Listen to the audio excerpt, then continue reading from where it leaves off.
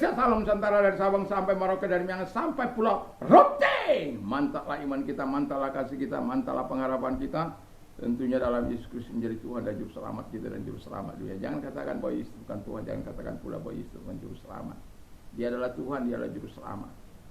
Kalau engkau percaya, engkau akan selamat. Engkau tidak percaya, engkau akan dihukum. Karena Yesus sudah berkata, akulah jalan dan kebenaran dan hidup. Tiada seorang sampai kepada Allah kalau tidak melalui aku. Yohanes 14 ayat yang ke-6. Rasul Petrus dalam Kisah Rasul 4 ayat 12 mengatakan, dan keselamatan tidak ada dalam siapapun juga selain dalam Dia Yesus Kristus, karena di bawah kolong langit tidak ada nama lain yang diberikan kepada manusia oleh yang kita diselamatkan. Dan Alkitab juga mengatakan dengan jelas, karena begitu besar kasih Allah akan dunia ini sehingga Ia mengaruniakan anaknya yang tunggal. Jadi kasih Allah yang besar, sehingga mereka yang percaya tidak akan binasa, melainkan peroleh hidup yang kekal.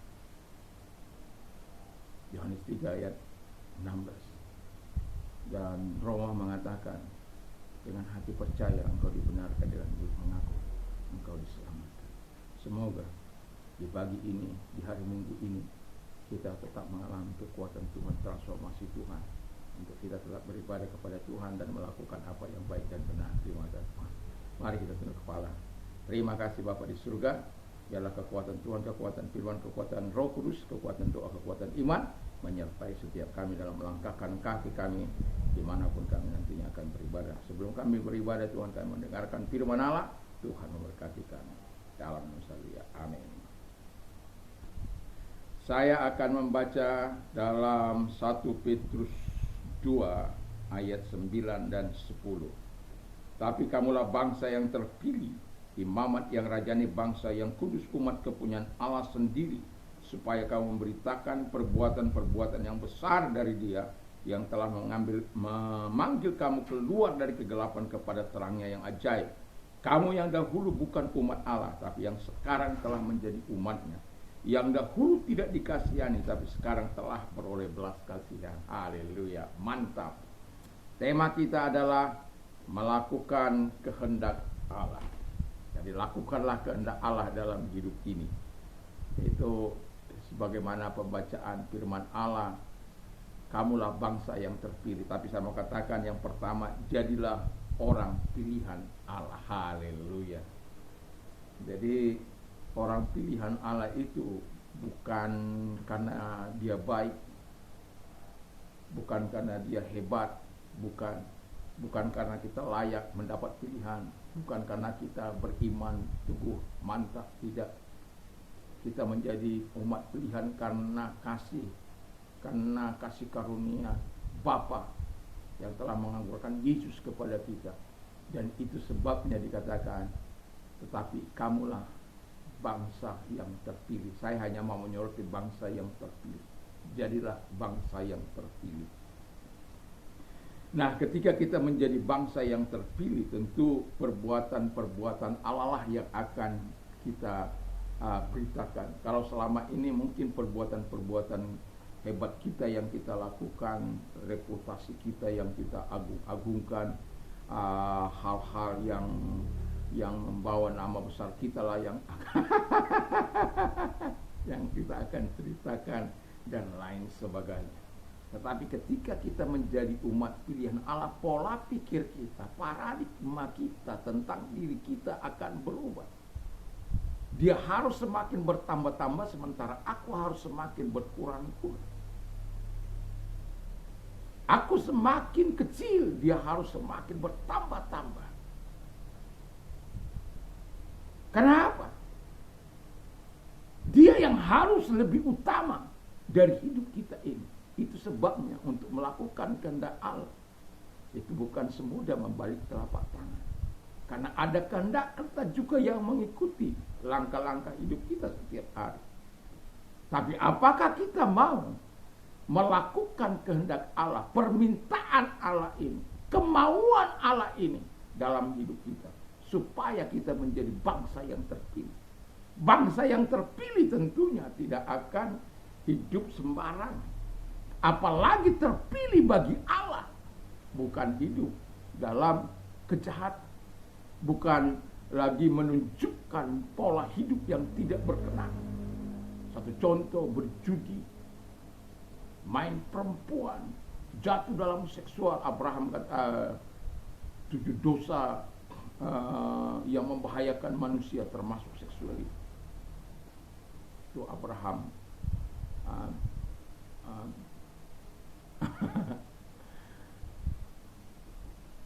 bukan Abraham, Billy Graham ya, sorry. Jadi kita sebagai orang yang percaya tidak lagi melakukan hal-hal yang berbau dosa, yang berbau hawa nafsu, yang berbau keserakahan, tapi melakukan kehendak Dia. Hidup kita tidak lagi melakukan hal-hal yang jahat atau melakukan yang sia-sia. Itu sebabnya Alkitab katakan bangsa yang terpilih itu supaya memberitakan perbuatan-perbuatan yang besar yang telah dia alami, yang telah dia nikmati. Tidak banyak di antara kita yang hidup dalam kekudusan ketika Tuhan memilih kita. Tidak banyak di antara kita yang betul-betul hidup berkenan saat Tuhan menyatakan panggilannya di hadapan. Tidak banyak. Tapi Tuhan penuh belas kasihan kepada kita. Jadilah umat pilihan Allah. Yang kedua, jadilah saksi Kristus.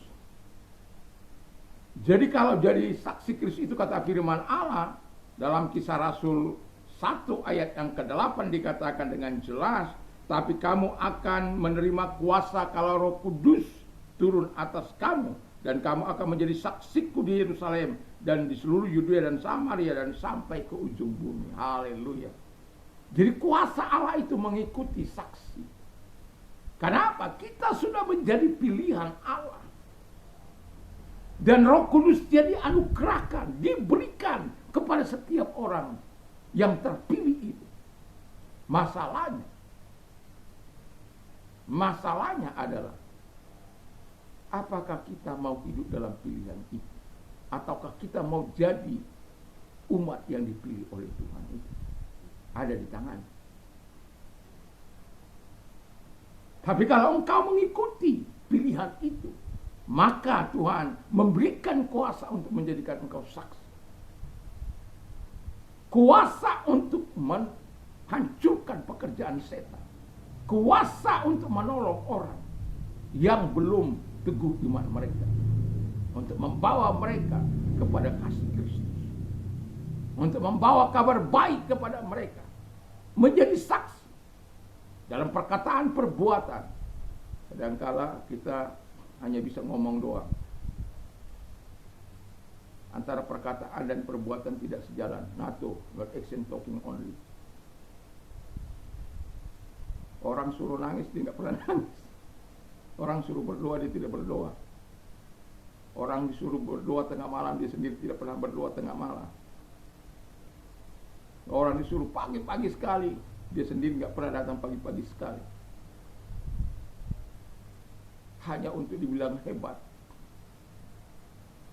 Tapi saya mau katakan kepada kita, apa yang kau katakan, belajarlah untuk melakukan apa yang kau katakan.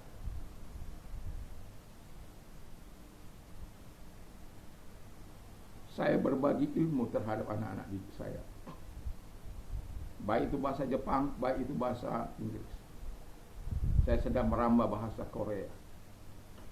Supaya apa? Kyomnita, ya, hidup, bukan kyomnita, bukan mati, ya. Kalau ada yang rusak, kochimnita.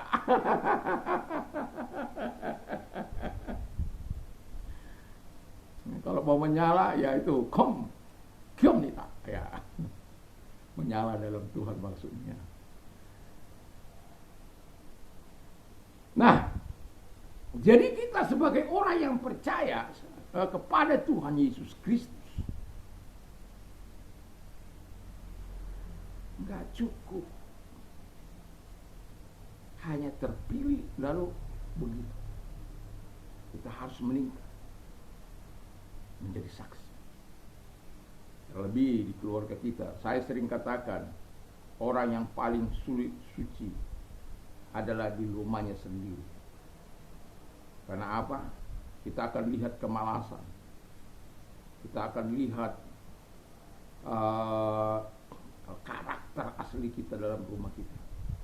Kalau mungkin di gereja kita bisa bersandiwara, atau di luar sana kita bisa bersandiwara, tapi tidak dalam rumah kita. Apakah engkau tetap bisa menjaga perkataan? Apakah engkau tetap bisa menjadi berkat?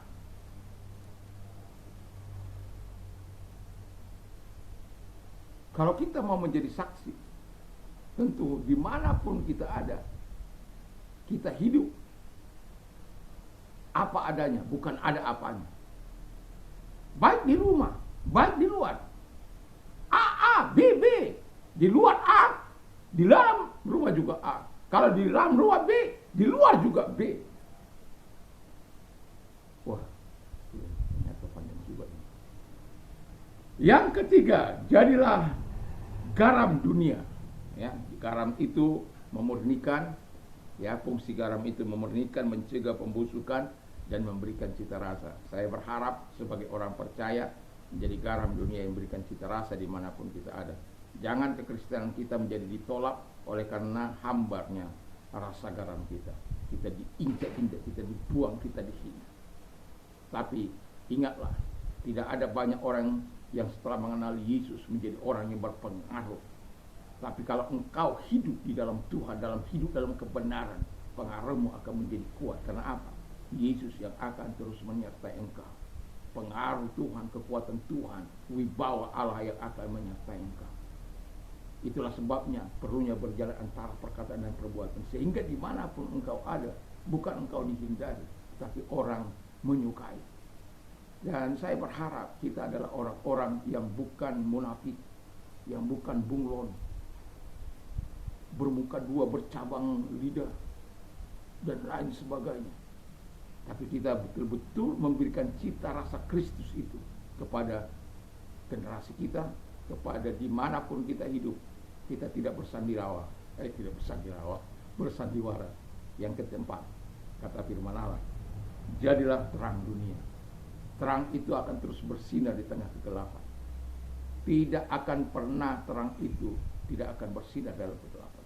Sehingga di atas bukit pun dia akan kelihatan. Itu kisah dalam Matius 5 ayat 14, garam itu ayat 13. Jadi dalam kehidupan kita sebagai orang percaya, dibilang oleh Tuhan supaya jadilah terang dunia. Jadilah. Ya. Terang memberikan arah. Jadi kalau terang memberikan kegelapan, memberikan arah kepada kehancuran, tapi terang itu memberikan kepada kehidupan. Sebab apa? Kalau kita baca dalam Yohanes 8 ayat 12, kalau ada terang, akulah terang dunia, kata Yesus. Bahwa kalau kita memiliki terang dari Yesus, kita memiliki terang hidup. Haleluya. Jadi saya berharap kita adalah orang-orang yang betul-betul melakukan kehendak Allah dalam hidup ini. Apa yang diminta Tuhan, kalau dikatakan jadilah saksi, jadilah kita saksinya, jadilah garam dunia, jadilah kita garam dunia, jadilah kita terangnya, jadilah kita terangnya, jadilah orang pilihan Allah, jadilah orang pilihan Allah. Jangan mau jadi pecundang, jangan mau jadi the loser, tetapi jadilah the winner, pemenang. Bahkan dikatakan oleh firman Allah, lebih daripada pemenang. Karena apa? Kita adalah orang-orang yang melakukan kehendak Allah sepanjang umur hidup kita. Mari kita tunduk kepala kita berdoa. Terima kasih Bapa di surga, malam ini, pagi ini kami sudah mendengarkan firman Allah. Kiranya Tuhan menolong kami untuk terus melakukan apa yang baik dan berkenan di hadapan Tuhan. Dan kalau engkau sedang sakit, apapun sakit penyakit, angkat kedua belah tanganmu. Saya memang tidak dapat menyembuhkan engkau, tapi saya hanya melakukan bagian daripada firman Allah. usir setan-setan, lenyapkan segala sakit penyakit. Dan dalam nama Yesus, saya telah mempraktekkan untuk hidup selamanya bersama dengan Dia, bahwa Dia tidak pernah abai dalam menggenapi janji-Nya. Kalau engkau orang yang membutuhkan kesembuhan dari Tuhan, mari angkat kedua belah tangan. Dalam nama Yesus, segala sakit penyakit yang mereka derita, aku perintahkan dalam nama Yesus, apapun sakit penyakit yang mereka miliki, dalam nama Yesus aku perintah keluar. Dan oleh daripada Tuhan Yesus, mereka sembuh oleh kuasa, mereka sembuh. Terima kasih Bapa di surga. Di dalam nama Tuhan Yesus Kristus, kami bersyukur dan kami berdoa. Terpujilah Engkau. Terima kasih buat pertolongan dan kesembuhan bagi mereka. Dan kalau engkau sedang membutuhkan uluran tangan Tuhan, apapun persoalan, Yesus adalah jawaban dalam setiap persoalan. Kalau engkau yang sedang mengalami pergumulan dalam hidup, angkat kedua belah tangan kita berdoa. Tuhan, lihat tangan-tangan yang diarahkan kepadamu. Mereka menyerahkan diri. Engkau yang berkata, "Mari kepadaku, hai kamu yang dituliskan benar-benar, aku akan memberikan kelegaan." Kalau mereka berdoa, aku akan menjawab dan menyertai mereka dalam nama Yesus. Engkau menolong mereka, engkau menyertai mereka, sehingga mereka tetap menantikan pertolongan daripada Tuhan, sampai Tuhan mendengarkan setiap pergumulan doa mereka. Dan terima kasih Tuhan buat pertolonganmu, terima kasih buat kebaikanmu kepada mereka. Dalam nama Yesus, haleluya, amin. Selamat pagi, selamat beribadah di hari Minggu ini. Kiranya damai sejahtera Allah yang melampaui segala akal akan memelihara hati dan pikiran kita mulai saat ini sampai selama-lamanya. Mantap, mantap, mantap.